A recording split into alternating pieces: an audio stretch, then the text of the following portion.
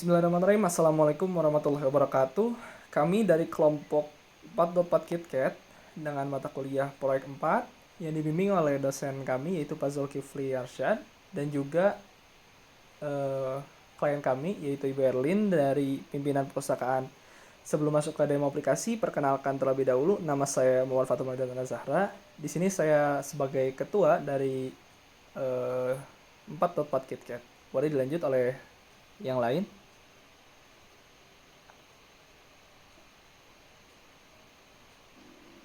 Baik, ada saya juga, Aldrin Raihan Putra dengan NIM 211511003.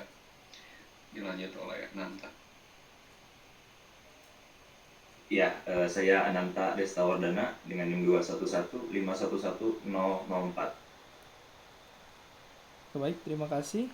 Mungkin kita akan lanjut ke demo aplikasinya.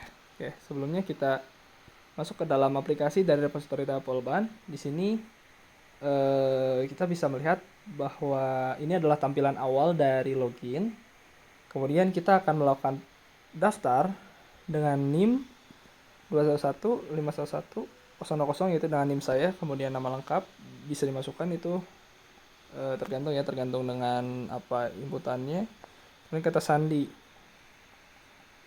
kita 1 sampai 8. Nah, karena kebetulan saya sudah melakukan registrasi, maka di sini tidak akan bisa.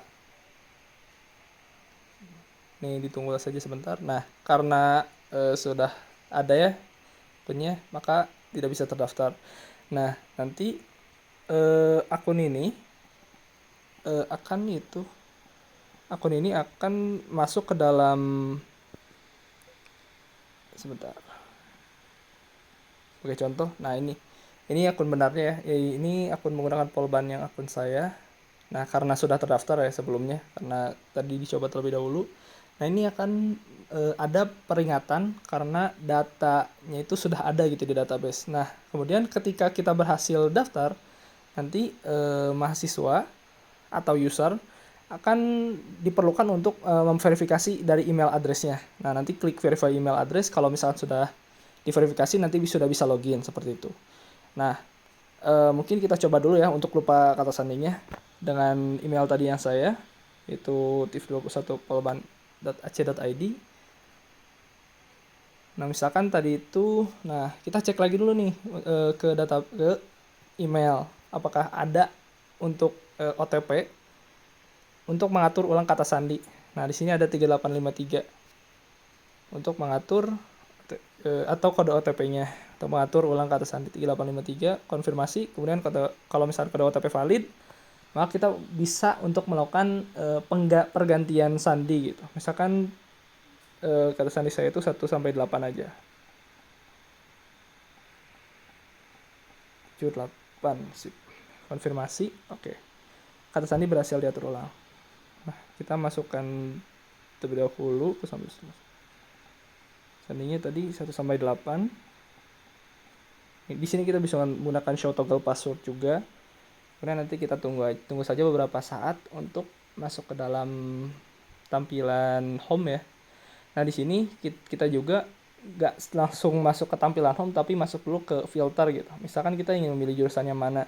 Nah, di sini misalkan kita contoh mau ngambil kita mau jurusan administrasi niaga dengan program studi manajemen pasar. D3 manajemen pasar. Nah, D3 manajemen pasar.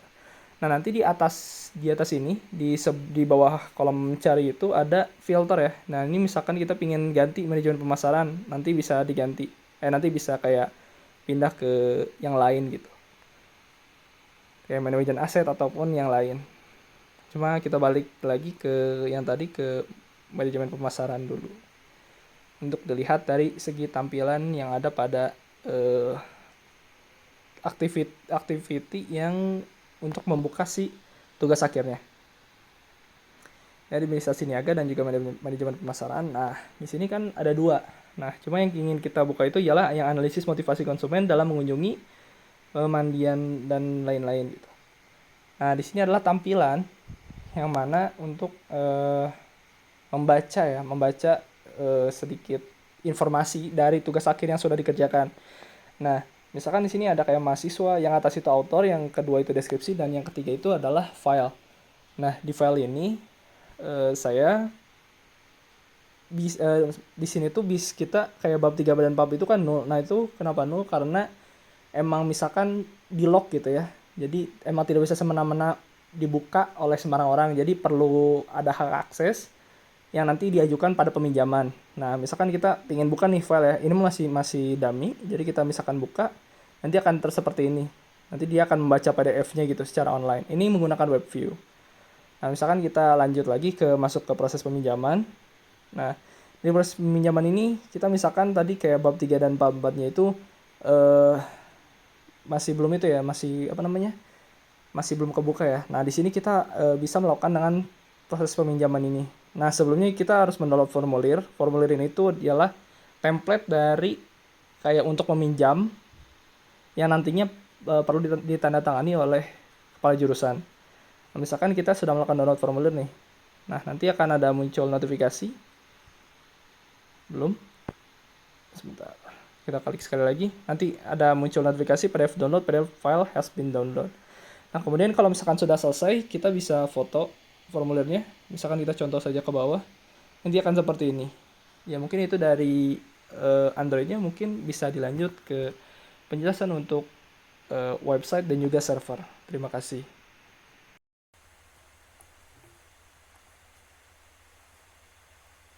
Ya, baik, sebentar.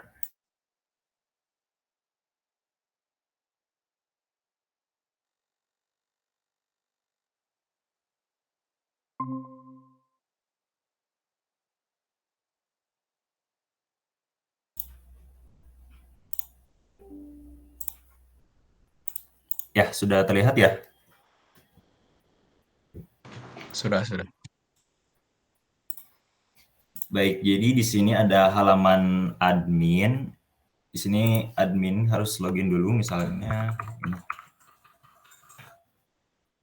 Nah, ketika berhasil login nanti akan diarahkan ke halaman dashboard. Dari admin sendiri itu bisa mengelola atau melakukan CRUD dari data master, yaitu ada program studi, mahasiswa, dan tugas akhir. Kita ke program studi dulu. Di sini sudah ada contoh beberapa program studi. Kita contoh tambah program studi baru ya. Untuk program studi yang sudah ada, itu nanti tidak bisa masuk ya. Misalnya contoh.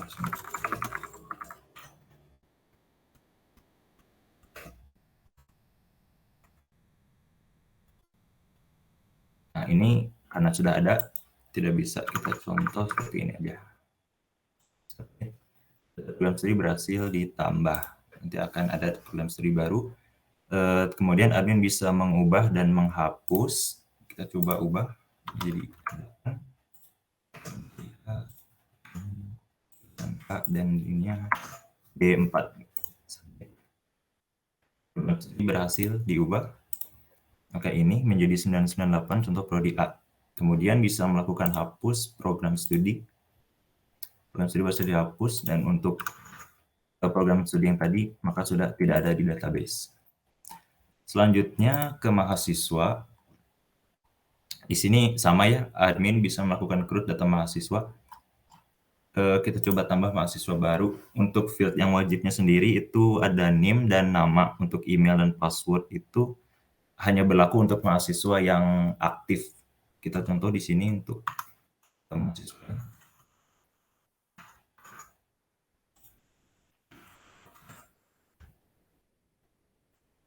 Jika tidak mencentang status aktif ini, maka untuk mahasiswa alumni. Oh ya, dari NIM juga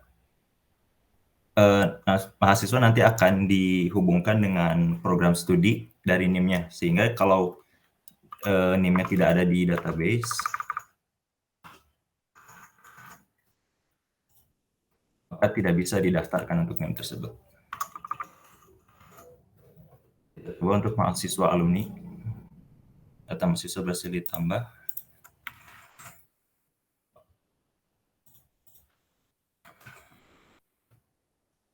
Ya, maka ini data mahasiswa yang sudah ditambah tadi.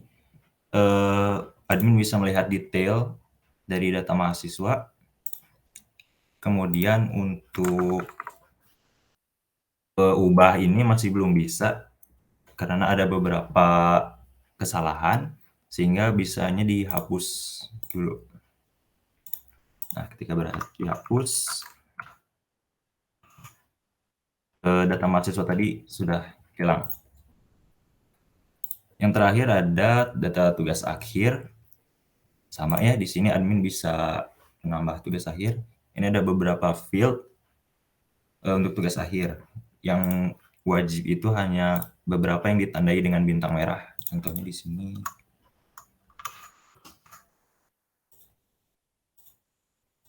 Untuk mahasiswanya.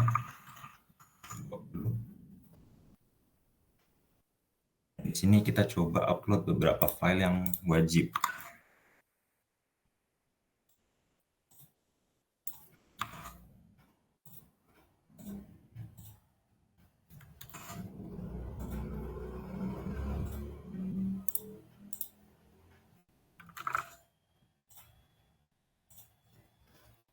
Kita submit. Data tugas akhir berhasil ditambah. Admin bisa melihat detail tugas akhir dan file yang diuploadnya. Contohnya seperti ini. Untuk bab 1, bab 2. Ya, admin bisa melihat data lengkap. Kemudian admin juga bisa menghapus data tugas akhirnya. Berhasil dihapus, nanti file yang terupload di server juga akan ikut terhapus. Ya, mungkin sekian untuk website bagian adminnya. Saya kembalikan. Baik, terima kasih Andres. Mungkin ada dari Aldrin yang menyampaikan Baik. terkait server. Ya, sebelumnya izin share screen.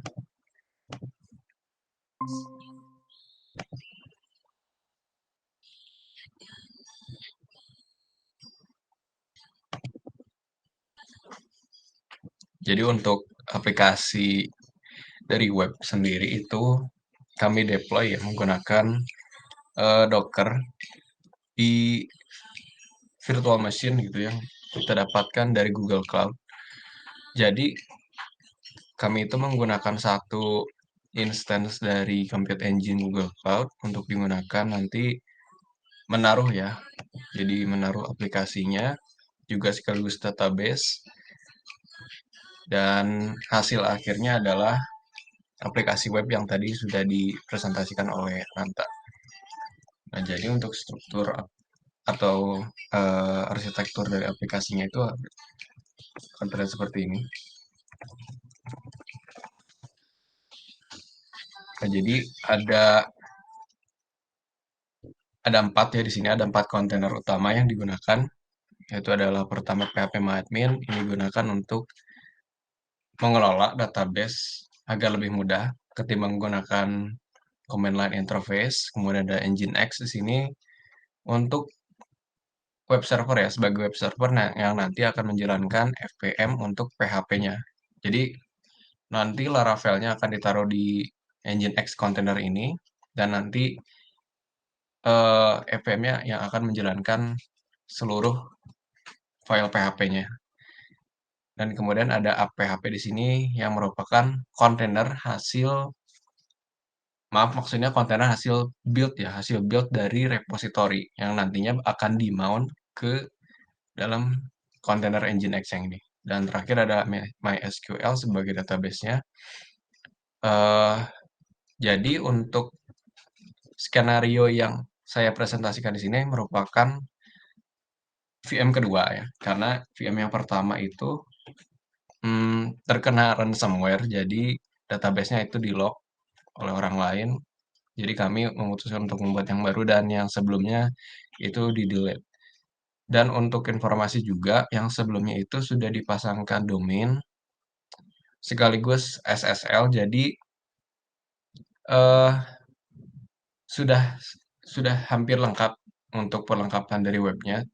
Hanya saja belum semuanya, terutama bagian website itu karena ada beberapa komponen yang memerlukan aksesnya itu menggunakan HTTPS, namun pada saat pengembangan sebelumnya itu masih menggunakan HTTP, jadi ketika dipasangkan SSL menggunakan support, beberapa komponen dari CSS-nya itu masih tidak tampil ya, jadi belum bisa digunakan. Karena tadi ada insiden, jadi kami menggunakan server baru. Ya, kurang lebih untuk server seperti itu. Saya kembalikan lagi ke Pak Tur. Terima kasih. Terima kasih Aldrin. Oke, mungkin itu saja presentasi demo aplikasi dari kelompok 4.4 kami, 4.4 KitKat kami. Wabillahi taufiq wal hidayah. Wassalamualaikum warahmatullahi wabarakatuh. with a flame. I will let you in this game. When I'm down, 'cause with you I'm safe and sound. I'm safe and sound. I'm safe and